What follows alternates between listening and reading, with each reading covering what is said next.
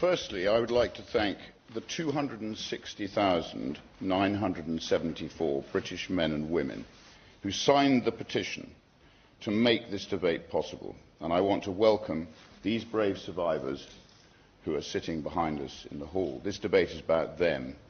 As you quite rightly say, it's not about politics. I want the world to hear what we heard during the 2 weeks of our independent rape gang inquiry hearings, an inquiry that should never have needed to happen. I sincerely urge this Parliament to listen to the testimonies from these brave survivors and to act, to finally act. So the first testimony: he took his pants down, penetrated me, had sex with me. He then stopped before ejaculation. He picked up the bottle of Jack Daniels, which was now empty, and he forced it up inside me. He broke the glass while he was there. At that point, I was about 12, nearly 13. Another testimony: I was held down by the men as they each took turns to orally and vaginally rape me, taking it in turns to pin down my arms and my legs. When the assault ended, the men hit me repeatedly, threatened to find me, kill me, and harmed my loved ones if I ever told anybody what had happened. Another: comments were constantly made suggesting that white girls, the Christian girls, were viewed as having fewer morals or lower values, whereas Muslim girls were described by some of the men as having dignity and higher moral standing. These comparisons were used to justify the way I was treated and to further humiliate and control me. Another: she was a white woman herself, who I imagine may have been groomed, and has obviously now married into the family, shouting obscenities at us. Throughout the whole sentencing, she was constantly saying, "Fucking liars, lying white bitches." She said to me that God will be the witness for what happens to me. Another: race did play a part and motivated the selection or demographic of the victims. Throughout my exploitation, the other girls I encountered, or who were abused alongside me, were almost exclusively white. Another: she had a baby by him, and his dad was an imam. His dad knew, and he got his son married and said that he wasn't allowed to see the child. They look after their own community.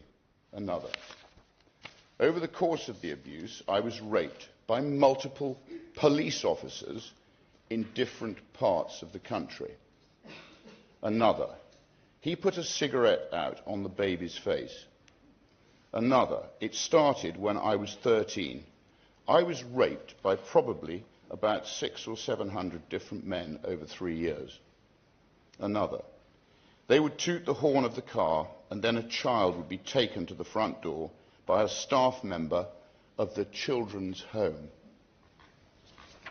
Another: I was bleeding from both my vagina and my back passage and was so swollen I could not sit down.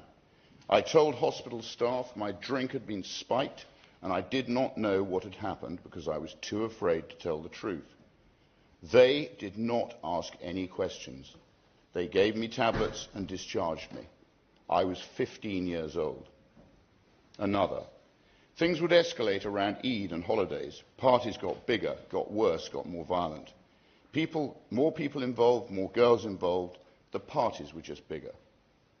Another: the main clash that I kind of had with the religion side of it was I grew up as a Christian. I would wear my cross because it was something really special to me. It was just used as a way to break me down. They said, "Where is your God now? Has your God forsaken you?" Another: it was all of the white girls in every home that I went to. I remember a man opening the back of a van and I saw 15, 20 girls locked in dog cages. Another: dogs were brought in and I couldn't move at all. I had nowhere to move. I think that was the scariest thing, was not having any concept of it. There were men around me, not horrified, not disgusted, not helping, but filming and laughing. making bets on whether the dog could actually rape me or not.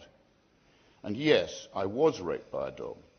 The man just held my face, stared me down straight in the eyes, and he wanted to see me break, and he did. Another, I just want it to stop and not happen to any other children, and for people to actually act, to do something, and stop being so scared. I could continue for hours and hours. All of us in this building have a responsibility to finally act. Not to talk, but to act.